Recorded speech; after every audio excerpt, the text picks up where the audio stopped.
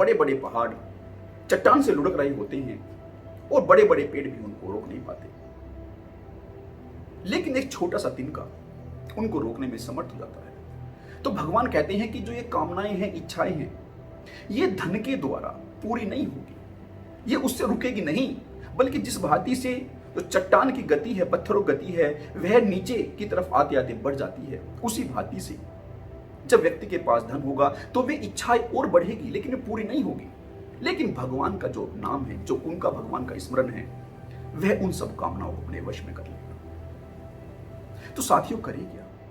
भगवान के नाम स्मरण में लग जाए, हरि राम हरे कृष्णा में लग जाए। साथियों, यह जो भगवान का जो नाम स्मरण होता है, जो भगवान का नाम जाप होता है, वह हमारे मन के अंदर की सफाई करता है। हमारे मन के अंदर जो गंदगी दुराचारियों ने भर दी है, वह उसकी सफाई करता है। और जब हमारी उस मन की, गंदे मन की सफाई हो जाती है, तो हमारे खुद के अंदर से ही ख्याल आता है सेवा भाव का, कि हम दूसरों की भी सेवा करें। हम उस भगवान का धन्यवाद देते हैं कि उसने हमें इस लायक बनाया कि हम दूसरे का हाथ पकड़ सके। तो हमारे अंदर से ऐसा भाव उठता है।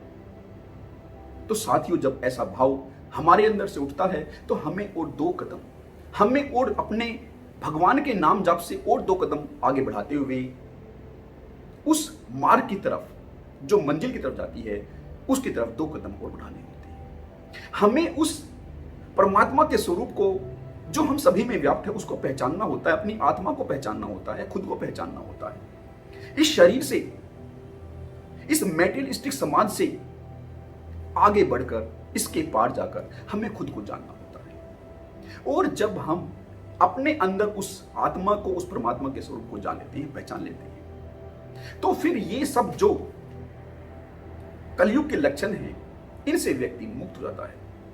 क्योंकि जब व्यक्ति दूसरों के साथ साथ खुद को पहचान लेगा, वह जान लेगा कि दूसरा भी व्यक्ति उसी परमात्मा का स्वरूप है, जो स्वरूप उसके अंदर है, तो फिर वह दूसरों से धोखा क्यों करेगा? वह दूसरे के धन को हड़पने की कोशिश क्यों करेगा? क्योंकि दूसरा तो कोई है ही नहीं। वह दूसरी स्त्री को अपनी तरफ आकर्षित करने की कोशिश क्यों करेगा?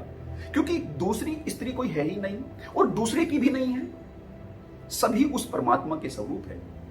वो परमात्मा तो इन सब आकर्षणों से मुक्त है।